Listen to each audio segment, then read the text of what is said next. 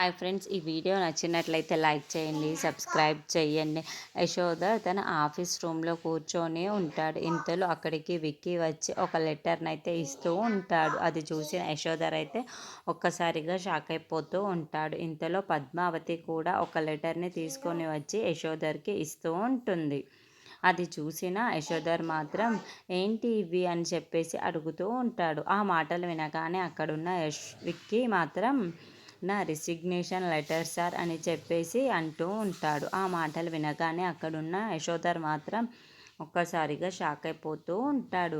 ఇంతలో పద్మావతి వైపుకు చూసి పద్మావతి ఏంటి ఈ లెటర్ అని చెప్పేసి అడుగుతూ ఉంటాడు. ఆ మాటలు వినగానే అక్కడున్న పద్మావతి అయితే ఆఫీస్ నుండి వెళ్ళిపోవాలనుకుంటున్నాను, ఈ జాబ్ మానేయాలనుకుంటున్నాను అని చెప్పేసి అంటూ ఉంటుంది. ఆ మాటలు వినగానే అక్కడున్న యశోధర్ మాత్రం ఒక్కసారిగా షాక్ అయిపోయి వాళ్ళిద్దరి వైపుకు చూస్తూ ఉండిపోతాడు. ఇంతలో అక్కడున్న విక్కీ మాత్రం నేను ముందే డిసైడ్ అయ్యాను సారు, ఆ అమ్మాయి సంగతి అయితే నాకు తెలియదు అని చెప్పేసి అంటూ ఉంటాడు. ఆ మాటలు వినగానే అక్కడున్న పద్మావతి మాత్రం నేను ఎప్పుడో రాత్రే ఫిక్స్ అయిపోయాను, నేను ఈ జాబ్ చేయకూడదు అని చెప్పేసి అందుకే ఈ జాబ్ మానేయాలి అని అనుకుంటున్నాను, ఇక్కడ ఉండకూడదు అనుకుంటున్నాను అని చెప్పేసి అంటూ ఉంటుంది.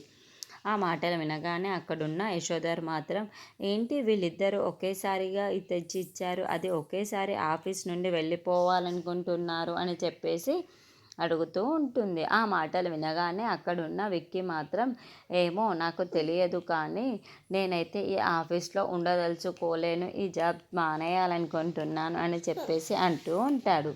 ఆ మాటలు వినగానే అక్కడున్న పద్మావతి కూడా నేను కూడా ఈ జాబ్ మానేయాలనుకుంటున్నాను సార్ అని చెప్పేసి అంటూ ఉంటుంది.